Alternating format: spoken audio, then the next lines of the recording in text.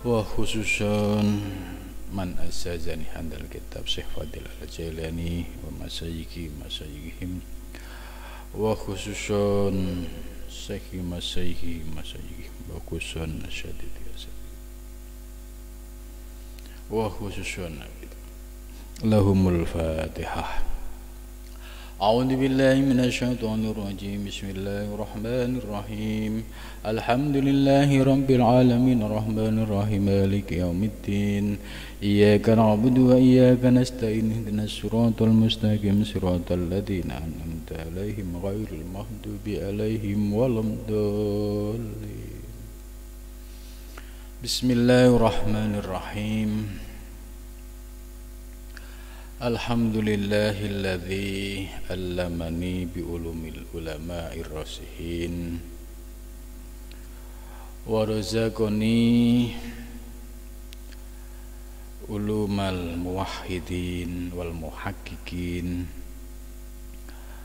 wassalatu wassalamu ala sayyidil wujud wal arwah nabiyina Muhammad sallallahu alaihi wasallam alladzi jaa bisyari'ah wa tariqah wal haqiqah wal ma'rifah wa ala alihi wa ashabihi ajmain amma ba'du. Subhanaka la ilma lana illa ma 'allamtana innaka antal alimul hakim.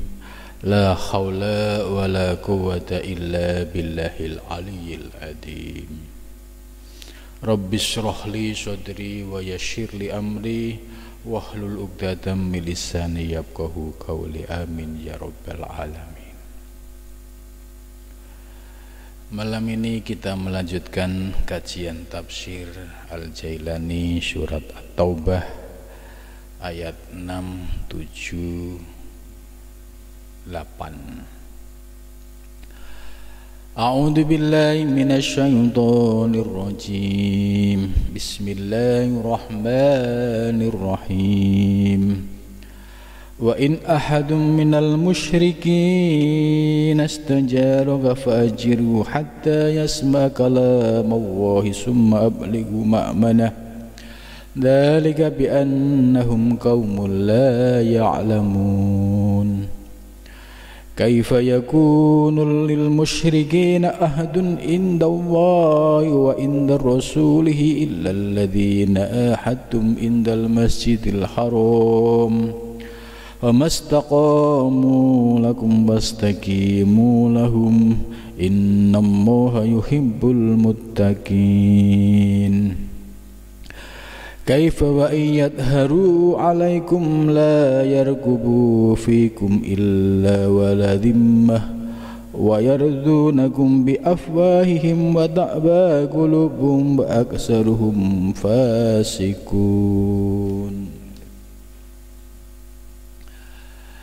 Pada pengajian sebelumnya ayat ini membahas tentang bagaimana sikap orang-orang Islam ketika menghadapi orang-orang kafir Quraisy yang mereka sudah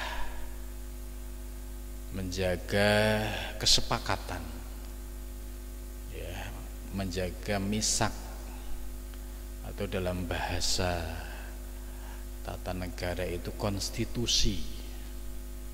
Ya, mereka berkomitmen menjaga kesepakatan bersama, maka mereka akan mendapatkan perlindungan. Nah, sedangkan bagi orang-orang yang bertaubat, ya, menyadari kekurangan dan kesalahannya, terus mereka mau membaca kalimat syahadat, mau menjalankan sholat, terus mau membayarkan zakat, maka berilah hak-hak mereka atau perlakukan mereka sebagaimana masyarakat pada umumnya. Inilah etika, ya, Islam yang ditunjukkan oleh Nabi besar Muhammad SAW Ya, melalui ayat ini kita akan memahami bagaimana ajaran Islam ya sangat menjunjung tinggi komitmen menjaga konstitusi, menjaga kesepakatan bersama, dan bahkan jika mereka bertaubat, menjalankan sholat, membayar zakat, mereka juga akan diberikan hak-haknya sebagaimana warga negara yang lainnya. Kemudian ayat yang akan kita bahas malam ini yaitu lanjutannya. Ya, Syekh Abdul Qadir Al-Jailani menyebutkan ketika posisi umat Islam ya berhasil menguasai dan memenangkan sebuah peperangan, kemudian melakukan perjanjian ya atau muahadah atau misak, maka sikap umat Islam ya sudah diberikan panduannya. Maka hak-hak mereka ya sekalipun mereka tidak beriman tetap akan dijaga, akan diberikan perlindungan. Inilah yang disebut dengan konsep Darussalam. Ya, Darussalam ini sebagaimana kehidupan ya pada periode Madinah ya, Nabi sebagai pemimpin memberikan hak-hak kepada suku dan lintas agama untuk hidup bersama-sama berdampingan ya di kota Madinah. Ya, begitu juga ketika sudah Fathul Makkah ya, umat Islam berhasil mengambil alih atau memenangkan peperangan ya, maka umat Islam juga dapat memberikan perlindungan terhadap orang-orang yang berada di bawah lingkungan Islam ya, dengan komitmen menjaga misak dan muahadah. Termasuk negara kita ya, Indonesia ini ya, umat Islam sebagai mayoritas ya, Pancasila sebagai dasar negara, ini yang disebut sebagai kalimatun sawa, titik temu semua agama, semua warga dan masyarakat ya di Indonesia. Maka Pancasila ini yang harus ditaati bersama, dan konsep negara yang demikian ini disebut Darussalam. Ya, NU, PBNU pada saat muktamar di Kalimantan ya, salah satu keputusannya adalah tentang konsep negara Darussalam ini. Syekh Abdul Qadir Jailani jauh ya, abad sekitar 11-12 ya, beliau sudah menulis konsep Darussalam ini. Ayat berikutnya, wa in ahadu minal musyrikin. Ini bagaimana kalau sudah ada muahadah, sudah ada misak ya, terus tetap mereka tidak mau beriman, tetap menetapi dengan agamanya masing-masing. Wa in ahadun, dan jika ada seseorang minal musyrikin, dari orang-orang musyrik ya, orang-orang yang mereka masih mengikuti agama nenek moyangnya,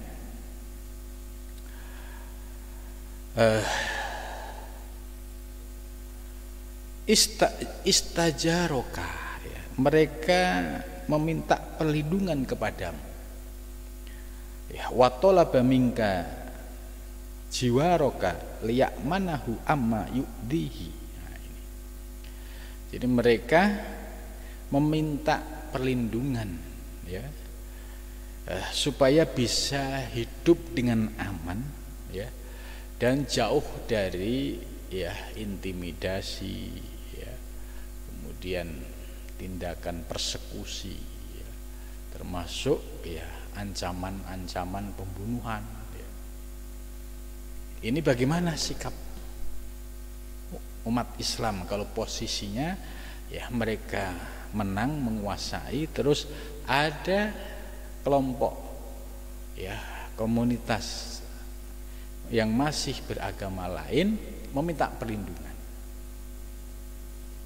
Ya, oleh Al-Qur'an dijelaskan fa'ajirhu, maka berilah perlindungan dia. Ini etika Islam ya di dalam membangun sebuah negara itu diajarkan ya, bagaimana menghormati hak-hak sipil, bagaimana menghormati kemanusiaan, ya tidak menunjukkan ya sikap yang beringas, apalagi jauh dari nilai-nilai agama Islam. Ya, jadi jangan sampai ya dinodai dengan perilaku yang tidak sesuai dengan ajaran Islam. Nah, ini sudah dijelaskan di dalam ayat ini, fa'ajirhu, maka berilah perlindungan dia.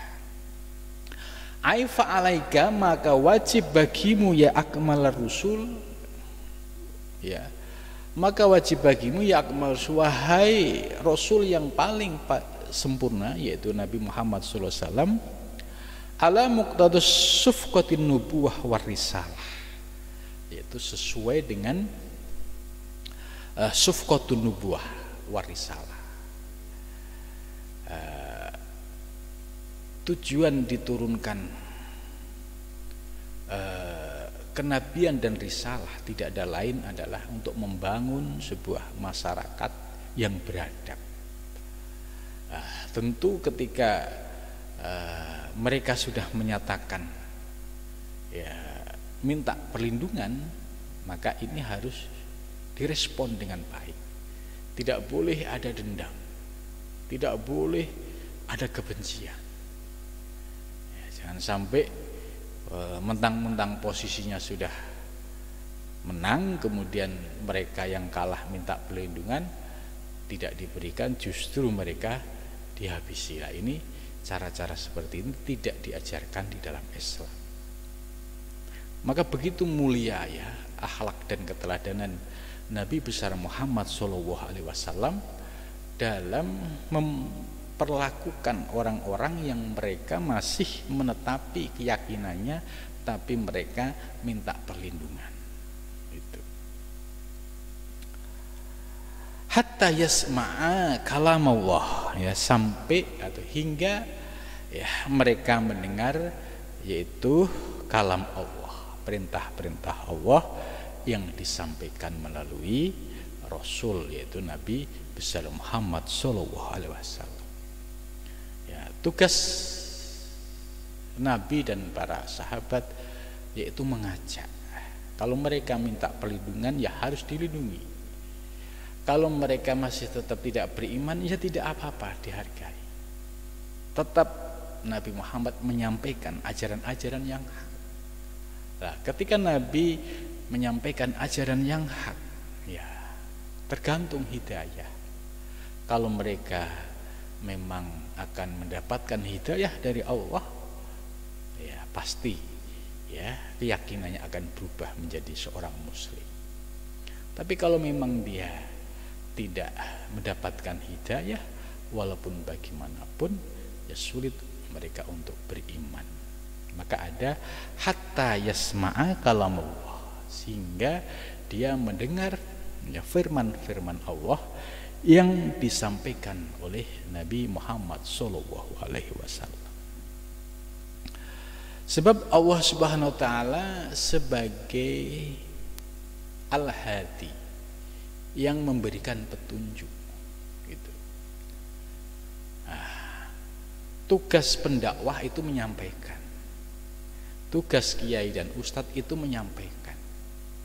Soal mereka mau beriman atau tidak, soal mereka mau mendengarkan atau tidak, itu urusan Allah. Kalau Allah menghendaki mereka beriman, pasti beriman. Kalau Allah menghendaki mereka mau mendengarkan, pasti mendengarkan. Kalau Allah menghendaki membuka hati mereka sehingga bisa memahami ajaran-ajaran yang hak, pasti akan terbuka. Jadi seorang pendakwah itu tidak boleh merasa punya otoritas untuk memberikan hidayah kepada seseorang. Itu tidak boleh. Sebab otoritas hidayah itu semata-mata milik Allah Subhanahu wa ta'ala. Tugas Nabi menyampaikan, tugas para kiai, para ustadz, para pendakwah juga menyampaikan. Soal mereka ikut atau tidak, itu bukan urusan seorang kiai atau seorang ustadz, tapi dikembalikan kepada Allah Subhanahu wa ta'ala. Sebab kalau kita tidak berpegang pada keyakinan ini, ya, maka seorang pendakwah itu pasti akan merana karena dia merasa mampu memberikan hidayah, sementara orang yang didakwai hatinya masih tertutup. Nah, cara dakwah yang seperti ini tidak diperkenankan. Ya, sekali lagi bahwa tugas Nabi hanya menyampaikan. Begitu juga tugas Ustadz Kiai juga menyampaikan. Sebab Allah sebagai Al-Hadi pemberi petunjuk li ibadihi kepada hamba-hambanya. Ya, suka-suka Allah. Seperti zaman Nabi, ya, Sayyidina Umar yang sebelumnya memusuhi Nabi akhirnya menjadi beriman. Dan masih banyak sahabat-sahabat yang lainnya. Nah, begitu juga, ya, paman Nabi yang membackup, yang melindungi Nabi, ya, tapi ternyata beliau, ya, belum beriman. Nah, ini artinya bahwa Nabi Muhammad tugasnya menyampaikan, ya, fa innaka la tahdi man ahbabta. Ini bunyi ayat, sesungguhnya engkau ya Muhammad la tahdi, tidak bisa memberikan petunjuk man ahbabta, orang yang kamu cintai. Jadi Nabi saja sampai ditegur dengan ayat seperti itu. Ya, apalagi kita seorang yang hanya, ya, bertugas menyampaikan, ya, ajaran-ajaran Nabi, ya, melalui Al-Quran, hadis, dan juga kitab-kitab yang lainnya. Maka kalau kita sudah memiliki pedoman ini, ya, beban berdakwah itu enteng, ya, tidak ngoyo-woro, ya, tidak berlebihan. Nah, dalam konteks dakwah di era modern, ya, itu tidak mentargetkan, ya, ingin didengar oleh banyak orang, dan juga tidak punya target ingin memiliki follower yang banyak sekali. Nah, jangan sampai lintasan-lintasan ini mengganggu kemurnian di dalam berdakwah. Tugasnya menyampaikan, ya, seandainya yang mendengarkan atau yang mengkaji hanya beberapa orang, jangan dipikirkan itu bukan urusan kita. Semua kembali kepada Allah Subhanahu wa ta'ala. Ini prinsip dasar bagi seorang pendakwah, ya, supaya mereka tetap istiqomah.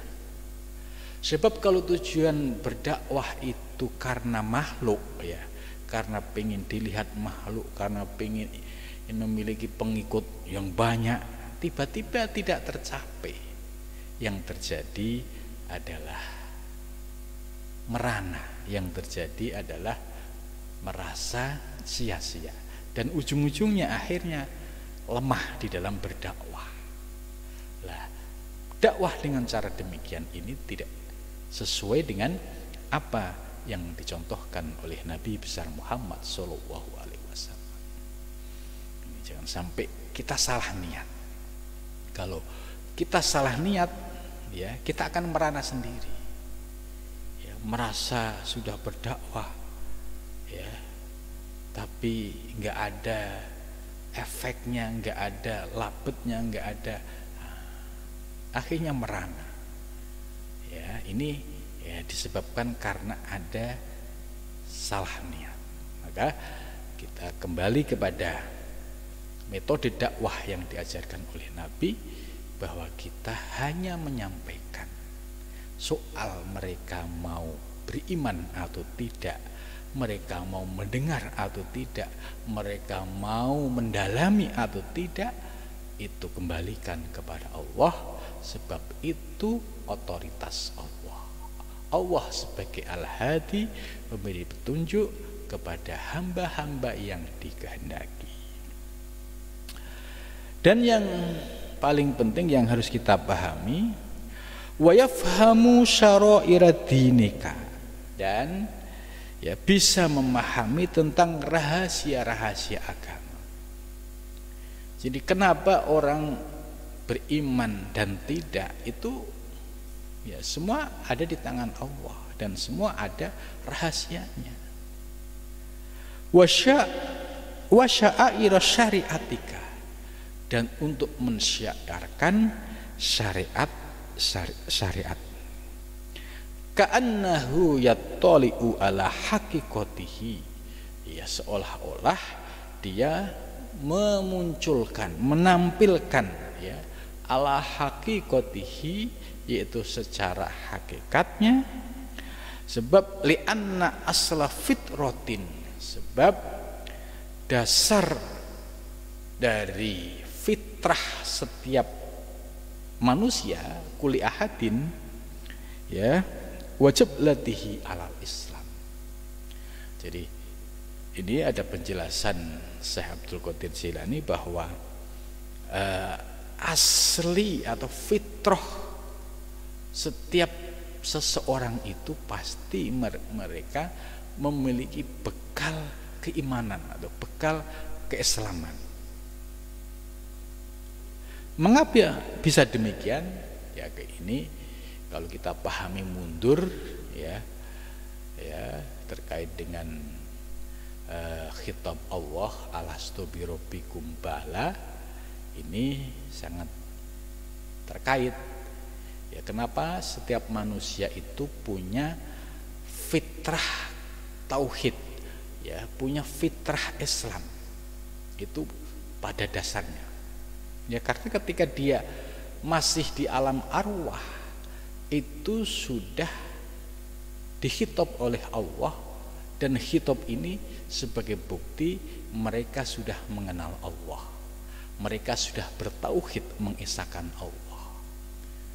Ya setelah posisi di alam arwah kemudian turun di alam misal, berproses menjadi janin sampai berproses ya menjadi bayi sampai hidup di dunia ini.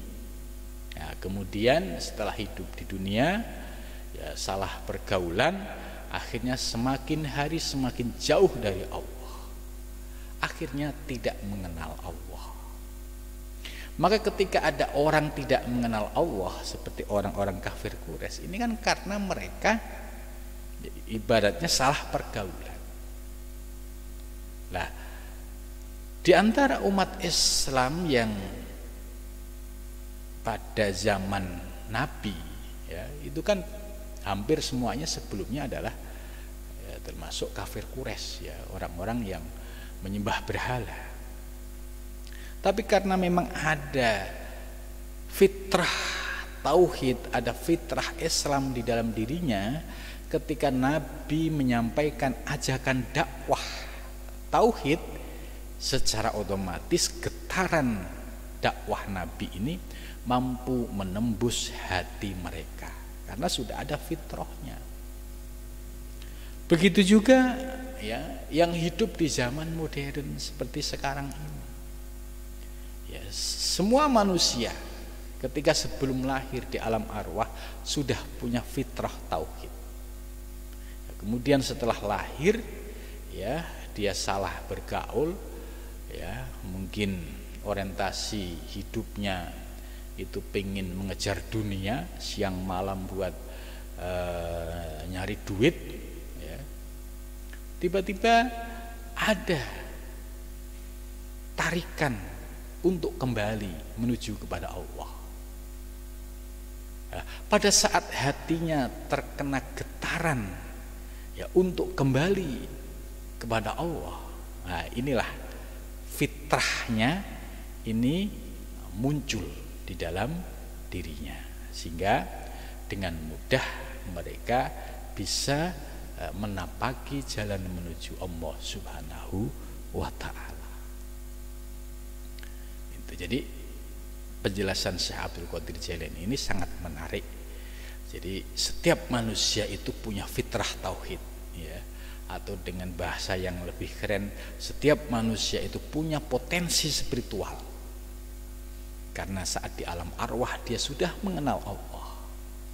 Nah, ketika di dunia ini, ya, ada yang mengajak, ada yang menyampaikan, ada yang membimbing, ya, ini tergantung. Kalau hatinya mendapatkan petunjuk, ia terbuka akan mengikuti. Tapi kalau hatinya keras, dia akan mengabaikan. Kalau hatinya tertutup, juga sulit untuk bisa menerima ajakan tersebut.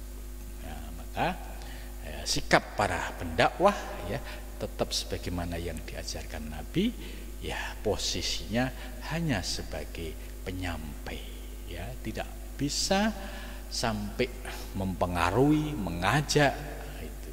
Nah, ini yang harus disadari, sehingga dakwahnya itu benar-benar dakwah lillahi ta'ala, dakwah yang didasarkan niat yang murni karena Allah, dakwah yang didasarkan ya semata-mata menjalankan perintah Allah, gitu. Summa ablighu, ya, kemudian dijelaskan pada ayat berikutnya, ay wa ba'da husulil ya'si anil iman min imanihi wa tan bihi. Jadi, setelah mereka diajak, ya, tentu responnya berbeda-beda. Ada yang langsung, ya saya beriman, oh ya saya ikut ngaji, oh ya saya tertarik, itu respon. Ada yang respon, apaan itu, nggak tertarik, gitu. Ngapain itu, ya.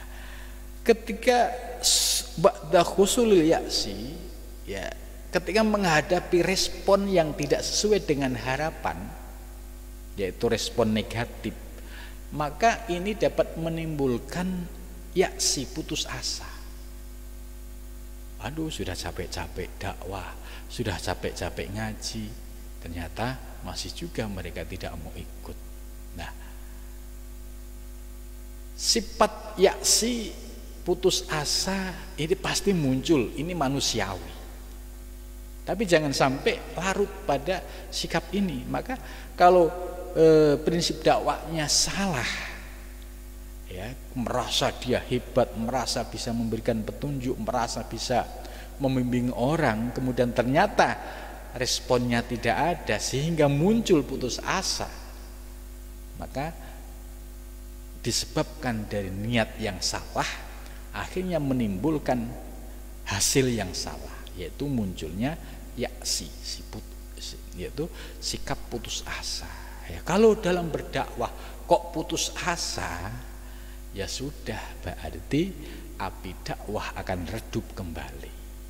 Ini penting, ya, sebagai prinsip kita menyebarkan, ya, atau mendakwahkan nilai-nilai Islam di era modern ini.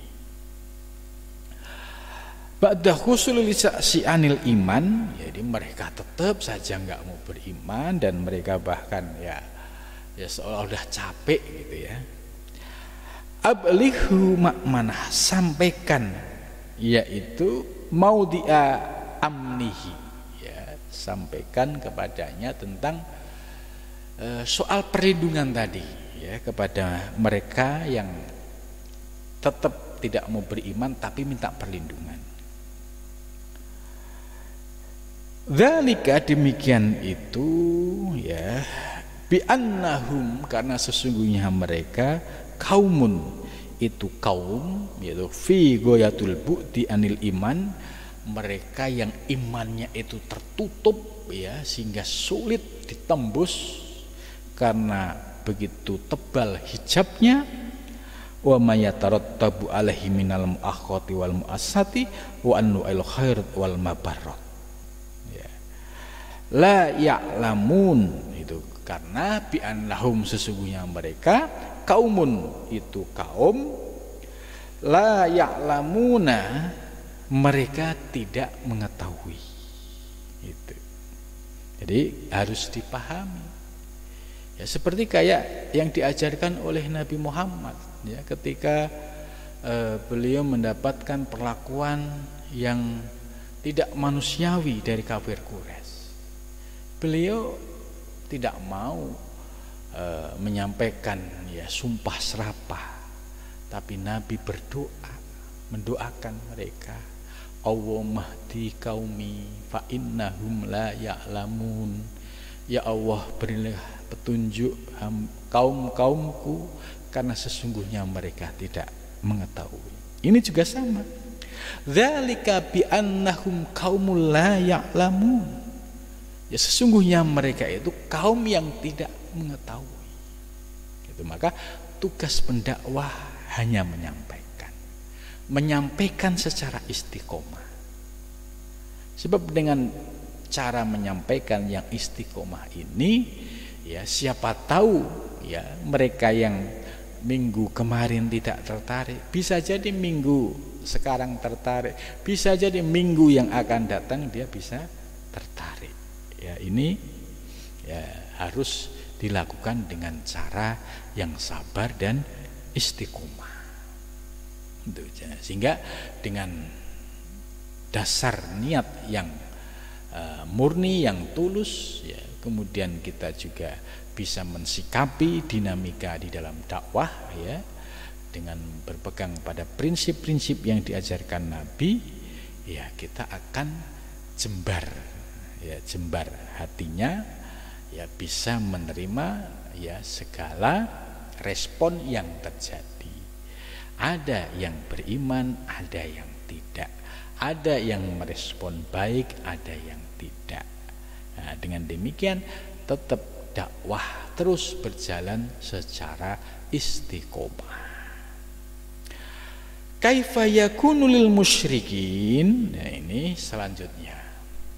Kaifa yakunu, ya bagaimana yakunu ada lil musyrikin, bagi orang-orang yang masih musyrik ya, al musirrina ala syirki, mereka yang masih menetapi dalam kesyirikan, wal inati dan menentang, al muballigina, mereka menyampaikan fil utwi ya, di dalam sikap menentang, wal istikbar dan sombong.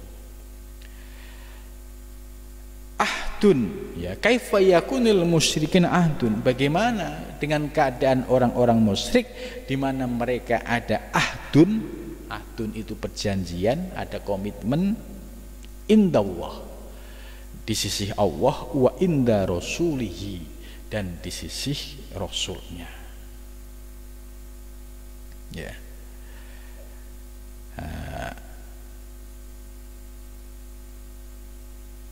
Ayat ini ya menggambarkan bahwa pasti di antara ini, kalau konteksnya dalam konteks zaman Nabi ya, itu ketika sudah Fathul Makkah ya, umat Islam sudah bisa memenangkan peperangan, menguasai Mekah, Madinah, bahkan bisa ekspansi ke beberapa wilayah. Namun demikian tetap saja ada yang posisinya al-musyirrina al-syirki. Tetap saja mereka tidak mau meninggalkan keyakinan lamanya ya. Dia tetap Majusi, dia tetap Nasrani, dia tetap Yahudi gitu. Namun demikian mereka berpegang pada komitmen ahdun atau misak ya, indallah wa inda rasulihi ya. ketika mereka sudah memiliki janji dan komitmen, ya, terus ini idhum min goyati in himakihim fi kufrihim wa dhulalihim la yalfituna ilallah wa rasulihi lidzalika la yaqbalu minhumul ahd wal misak bal amruhum imma saif imma bil Islam illal ladzina hatum indal masjidil haram. Ini ada sifat yang agak tegas, ya. Misalkan ini dalam zaman Nabi, ya, menggambarkan, ya, ternyata masih ada orang yang menetapi kesyirikan, ya, menyembah berhala, Lata, Uzza, Manah, ya. Orang-orang yang seperti ini, ya, ketika mereka sudah disampaikan ajaran yang hak soal tauhid, ya, tapi mereka tetap mengabaikan ajakan Allah dan Rasulnya. Ya, jadi mereka sudah diberikan pelindungan, kemudian, ya, tetap disampaikan dakwah, yaitu diajak, ya, supaya meninggalkan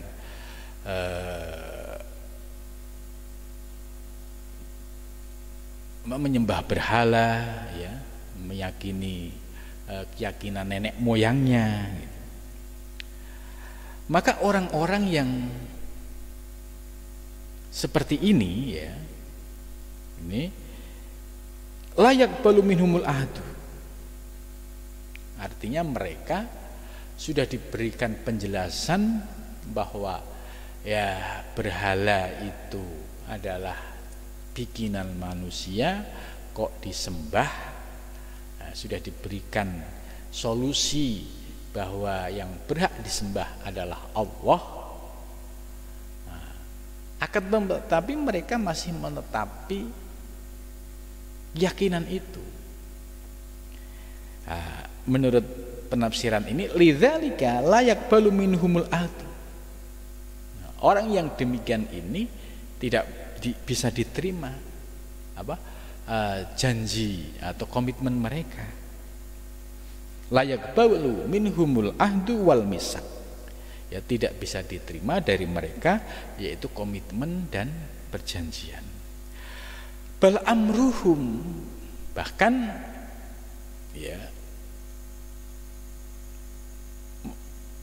diberikan instruksi, perintah, ya, kepada mereka, imma bisaifi, ya, ada kalanya dengan pedang, wa imma Islam, dan ada kalanya disuruh pilih Islam. Jadi ini kalau menghadapi situasi, ya, orang yang sudah diberikan pencerahan, ya, soal ketuhanan, soal ketauhidan, tapi mereka masih tidak mau beriman.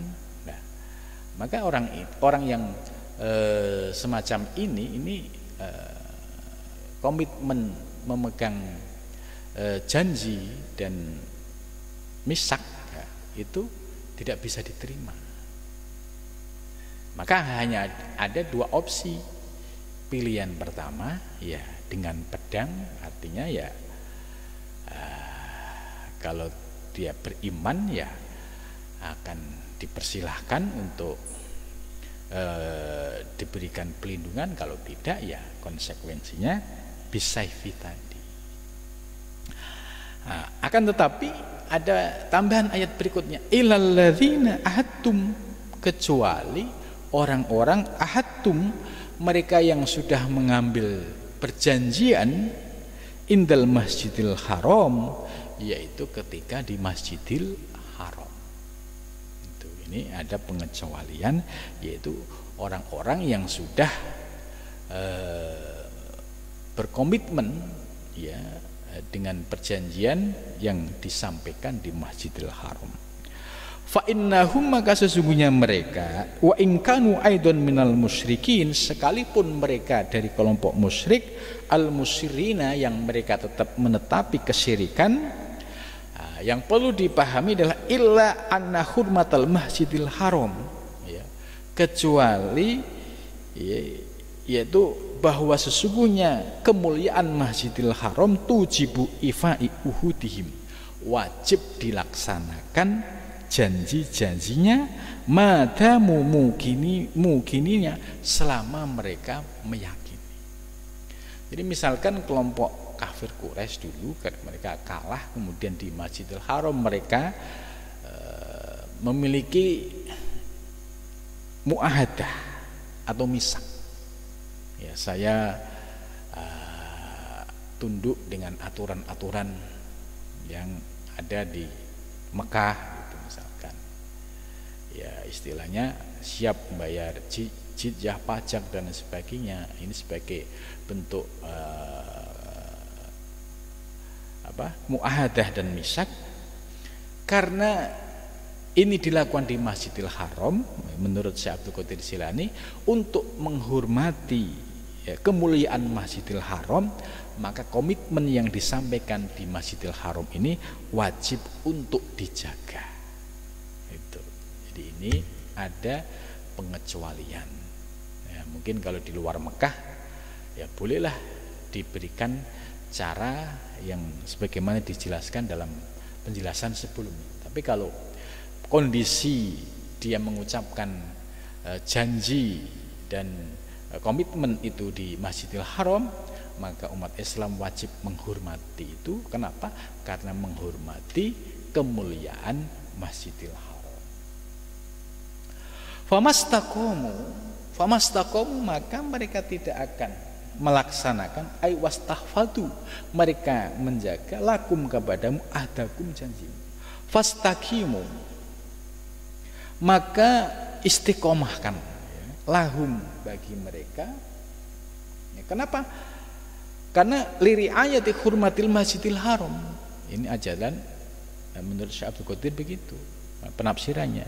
Jadi kalau mereka tetap komitmen dengan misak, dengan janji yang diucapkan di Masjidil Haram, maka wajib untuk dijaga karena menghormati kemuliaan Masjidil Haram.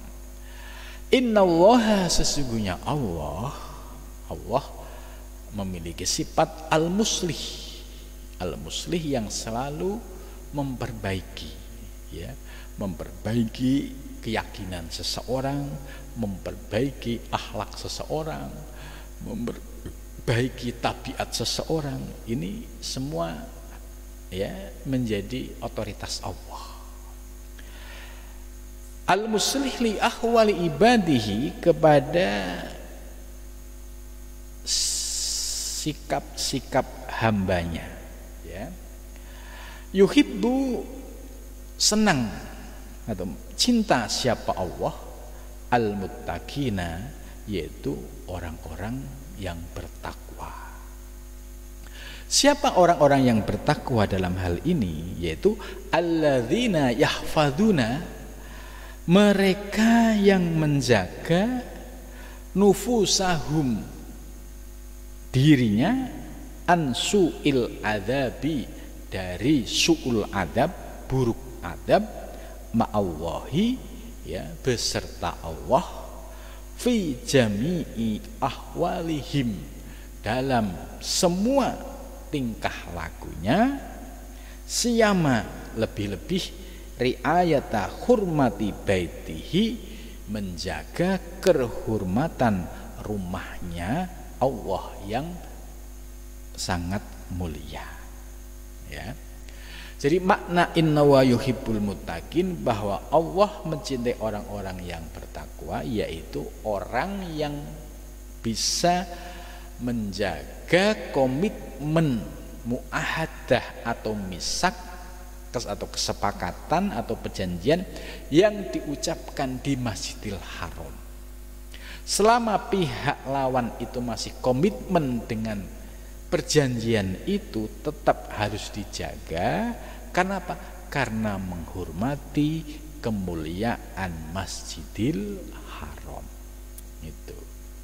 Nah, jadi ada dua opsi. Yang pertama tadi di luar Masjidil Haram, sedangkan yang kedua ini komitmen ketika posisi misak atau muahadah diucapkan di Masjidil Haram, maka wajib untuk dijaga ya bagi umat Islam karena sebagai penghormatan terhadap kemuliaan Masjidil Haram.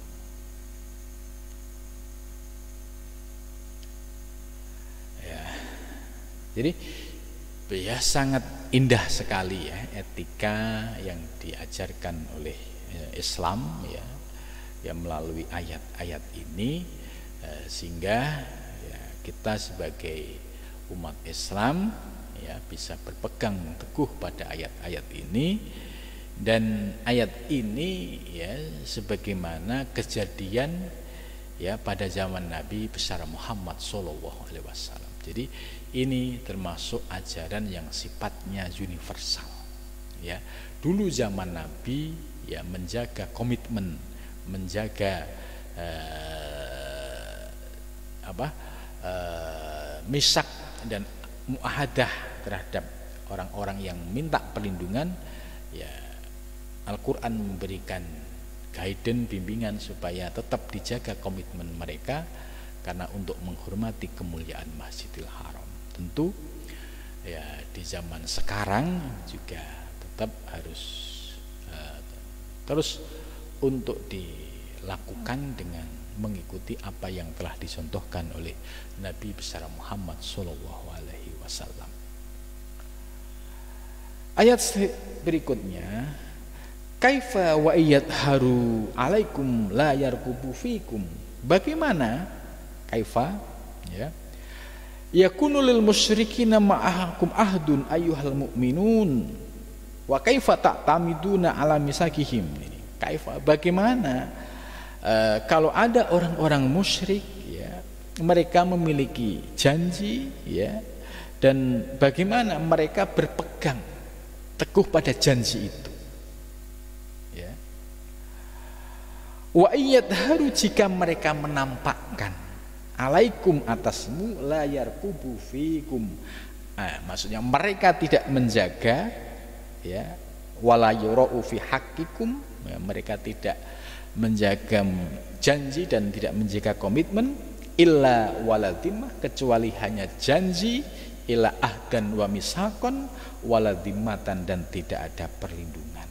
Hakon laziman yaltazimuna ali ayat dihakal hukuk allati jarod banimati bal haluhum annahum yurdunakum ya, mereka meridhoi kamu, aywa yuahiduna dan mereka berjanji ma'akum sertamu, biafwahihim dengan lisan mereka ya, yaitu lisan yang dipenuhi dengan ya tipu daya, wa ta'ba qulubuhum sementara hatinya menolak itu, wa aksaruhum dan kebanyakan mereka itu fasikun yaitu orang-orang fasik ya. Jadi ayat lanjutan ini menggambarkan ya tentang kondisi orang-orang kafir Quraisy yang mereka mengadakan muahadah perjanjian ya. Tapi di antara mereka ini ada yang komitmen, ada juga yang mereka hanya pura-pura. Di lisannya ya mereka mengucapkan poin-poin yang telah disepakati.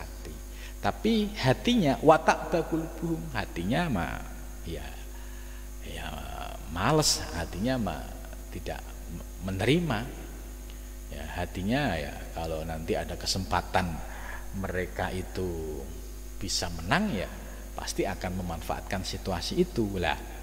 Al-Quran sudah mengingatkan orang-orang yang demikian ini ya itu kebanyakan adalah orang-orang yang fasik. Orang-orang fasik itu orang yang sudah berjanji di lisan tapi hatinya tidak, maka suatu saat di kemudian hari ada peluang pasti dia akan mengingkari perjanjian itu. Nah ini ayat Al-Quran sudah mengingatkan.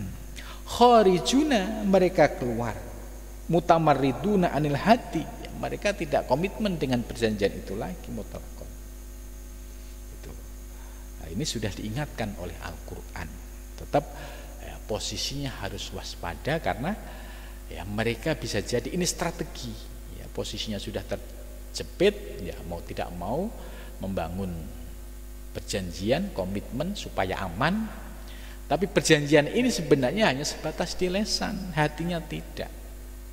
Maka orang yang seperti ini ya, oleh Al-Quran disebut fasikun. Dan orang yang fasik suatu saat mereka ada peluang untuk melawan, pasti dia akan melawan. Nah ini Al-Quran sudah memberikan warning seperti itu.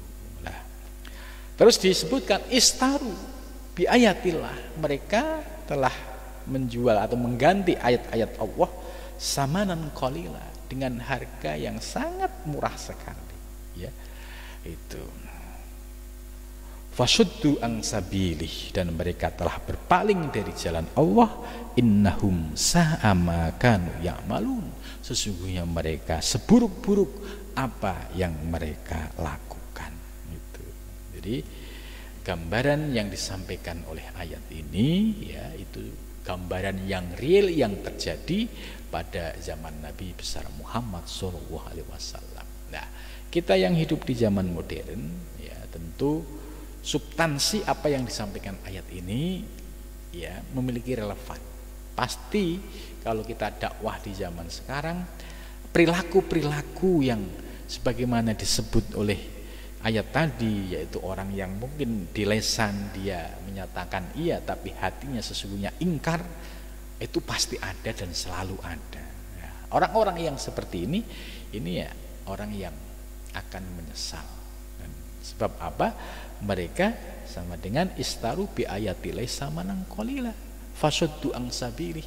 Mereka sebenarnya adalah orang yang menjual ayat dengan harga murah, dan mereka orang yang berpaling dari jalan Allah. Dan innahum sa'a ma kanu ya'malun, lah cara atau orang yang mengambil langkah demikian, nah itu adalah seburuk-buruknya langkah, seburuk-buruknya perjalanan. Nah, mudah-mudahan kita senantiasa mendapatkan bimbingan dari Allah Subhanahu wa taala sehingga kita bisa berjalan pada Shiratal Mustaqim, ya. Demikian pengajian malam ini, mudah-mudahan bermanfaat ya. Wal muwaffiq ila thoriq. Wassalamualaikum warahmatullahi wabarakatuh.